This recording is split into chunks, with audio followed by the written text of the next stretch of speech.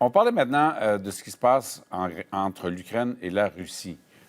L'armée ukrainienne cible depuis le début de la semaine la région de Koursk, qui est au nord de sa frontière.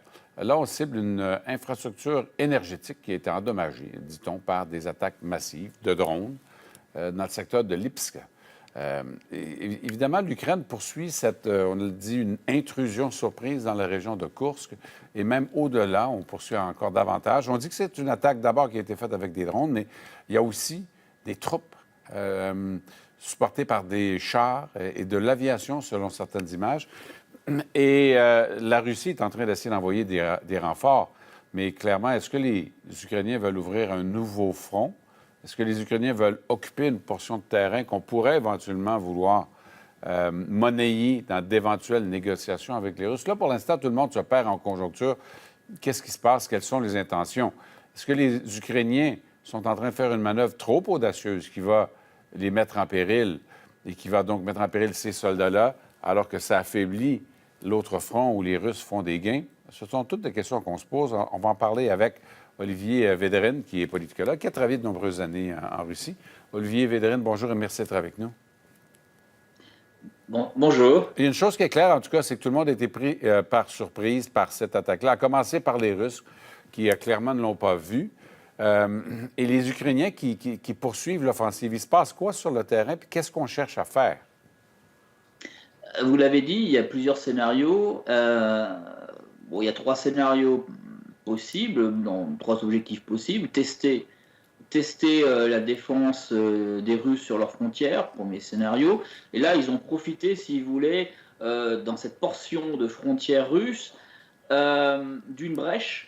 Normalement, la frontière russe est assez bien protégée. Et là, il y avait une brèche parce qu'ils devaient installer des dents de dragon et des fortifications, les Russes. Mais malheureusement, dû à la corruption, l'entreprise n'a pas fait son travail. Pourtant, les Russes avaient payé 3 milliards de roubles, mais le travail n'a pas été fait. Donc, les Ukrainiens ont pu profiter de cette absence de fortification pour faire cette offensive. Ça, c'est premièrement, tester.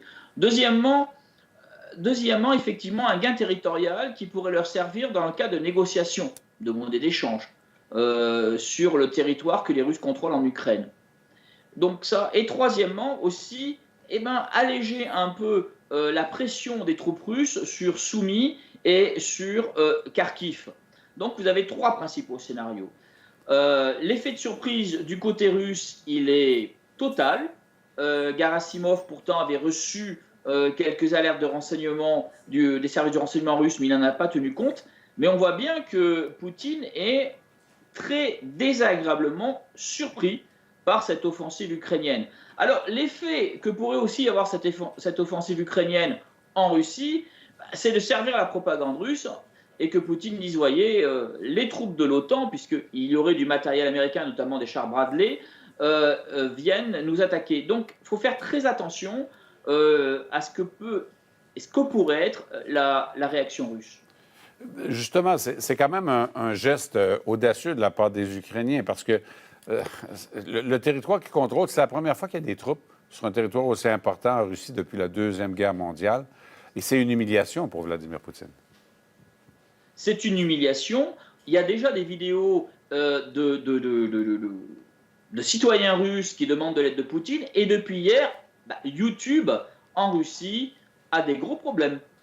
Et vous avez par exemple un villageois russe qui a filmé la destruction de troupes russes avec des HIMARS.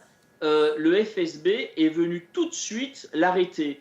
Donc les Russes veulent véritablement maîtriser tout ce qui est vidéo, information. C'est pour ça que YouTube en Russie depuis hier ne fonctionne plus. Mais en fait, mais le problème, c'est que Olivier Védrine, les Ukrainiens pourraient-ils poursuivre, avancer davantage le terrain? Qu'est-ce qui les force à arrêter? Où est-ce qu'ils sont? Où est-ce qu'ils en ont les moyens? Alors, déjà, les Ukrainiens sont assez avares d'informations.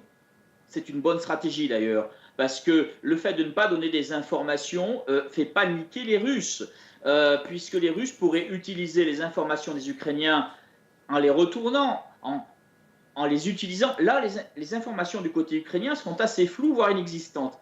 On parle d'une brigade, 3, 5 000 hommes, pas plus. S'il n'y a pas un renfort qui arrive derrière, je ne vois pas comment ils pourront occuper longtemps le terrain, surtout si les Russes appellent des troupes en renfort pour pouvoir, si vous voulez, reprendre le terrain que les Ukrainiens ont pris. Donc pour l'instant, si vous voulez, on est un peu dans le flou.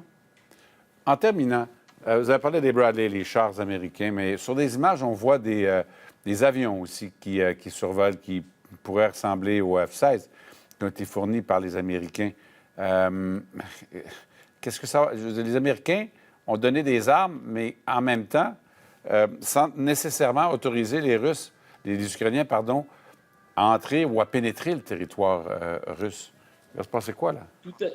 Tout à fait. Alors moi, je sais que les Bradley, qui sont des blindés, transport de troupes, etc., sont là-bas. Pour les avions, effectivement, il y a des questions. Pour l'instant, si vous voulez, par mes sources, je n'ai pas la preuve évidente.